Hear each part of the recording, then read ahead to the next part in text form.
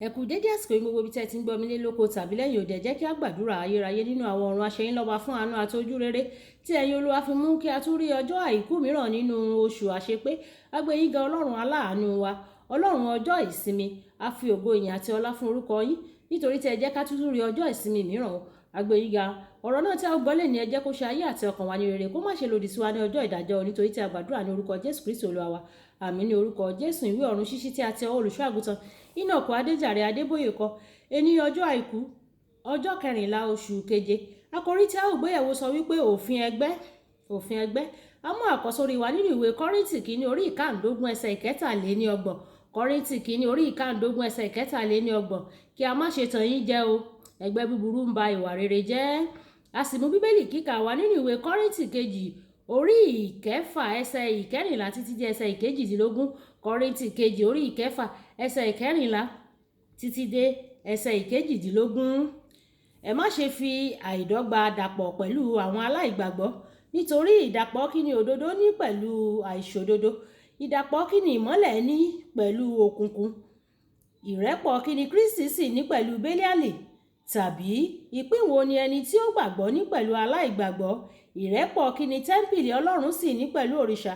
Nítorí ẹ̀yin ni tẹ́ḿpìlì Ọlọ́run alààyè, gẹ́gẹ́ bí Ọlọ́run ti wí, èmi ò gbé inú wọn, èmi ò máa rìn nínú wọn, èmi ò jẹ́ Ọlọ́run wọn, wọn ò sì jẹ́ ènìyàn mi. Nítorí náà ẹ jáde láàrin wọn o, kí ẹ sì ya ara yín sọ́tọ̀ o, ni Olúwa wí o, kí ẹ má ṣe fi ọwọ́ kan ohun àìmọ́ kankan o.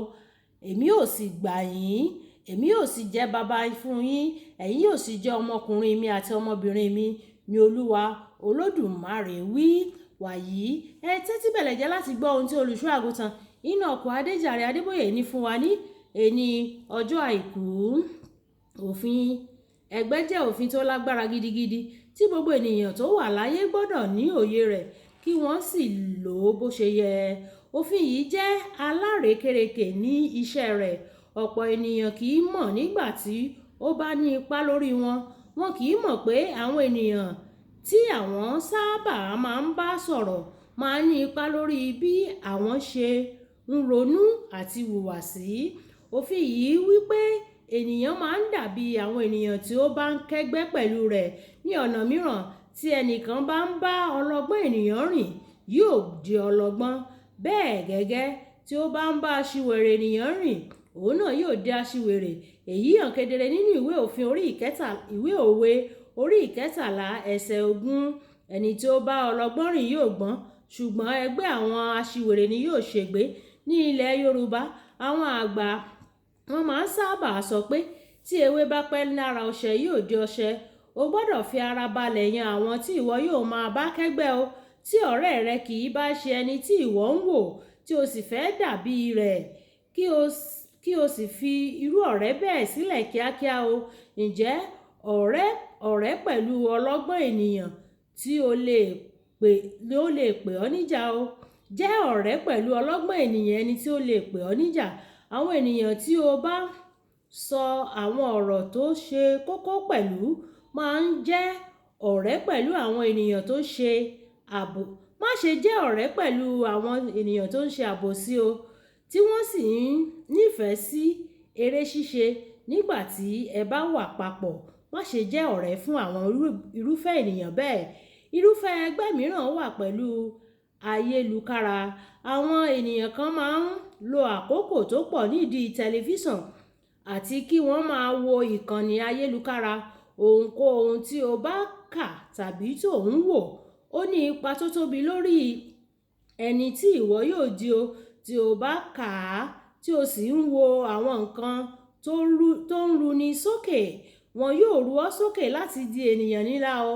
Ẹnikẹ́ni tí o bá ń wò tàbí tí o bá ń kà nípa rẹ̀, àwọn ohun tí kò dára yóò padà bàjẹ́. Tí o bá ń ka ohun tí kò dára yóò padà bàjẹ́, gẹ́gẹ́ bí a ti rí nínú ẹsẹ̀ àkọ́sórí wa fún tòní o. Irúfẹ́ àwọn nǹkan wo ni ò ń wò lójoojúmọ́? Àwọn wo ni ò ń wò lórí ìkànnì ayélukára rẹ? Orin wo ni ò ń gbọ́? Orin ta ni ò ń gbọ́? Àwọn nǹkan yìí jẹ́ ìtọ́kasí ẹni tí ìwọ yóò dì nígbà tí o bá fẹ́ pààrọ̀ ohun kan nípa ara rẹ. Pààrọ̀ àwọn tó ń bá kẹ́gbẹ́ tí o bá fẹ́ ṣe dáadáa nínú ẹ̀kọ́ rẹ. Má kẹ́gbẹ́ pẹ̀lú àwọn ènìyàn tó wàá máa kọ́ ẹgbẹ́ pẹ̀lú àwọn ènìyàn tó mọ̀wé, kì í ṣe àwọn tí kò mọ nǹkan kan. Kí o má sì ṣe kọ̀ láti ọ̀dọ̀ àwọn tí ó ti tayọ nínú ẹ̀kọ́. Máa kọ́ lọ́dọ̀ àwọn tó tayọ nínú ẹ̀kọ́. Ìwọ yóò sì rí bí máàkì rẹ yóò ṣe dára sí. Tí o bá fẹ́ gbóná sí nínú ìgbé ayé Kìrìsìtẹ́nì rẹ, wá àwọn ọ̀rẹ́ tí ó máa ń ka Bíbélì wọn, tí ó sì máa ń gbàdúrà déédéé. Láìpẹ́, ìwọ náà yóò máa ṣe bẹ́ẹ̀ gẹ́gẹ́. Yẹ àwọn ọ̀rẹ́ tí ò ń kó wò àti irú àwọn nǹkan tí ò ń jẹ́.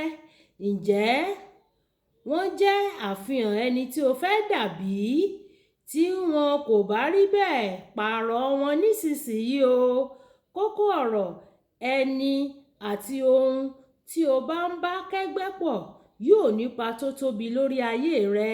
Ẹ jẹ́ á sọ pé bàbá mi, Ọlọ́run yà mí rí àwọn ọ̀rẹ́ ibi, àwọn ọ̀rẹ́ rẹ́rùnrẹ́rùn, ọ̀rẹ́ apànìyàn, ọ̀rẹ́ tí ó ń tini lọ sínú ọ̀run àpáàdì. Olúwa yà mí yà wọ́n o.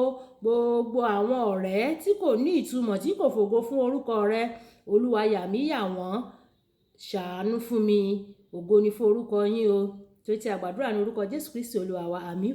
Olúwabùkọ́lá Ayako ní orúkọ mi.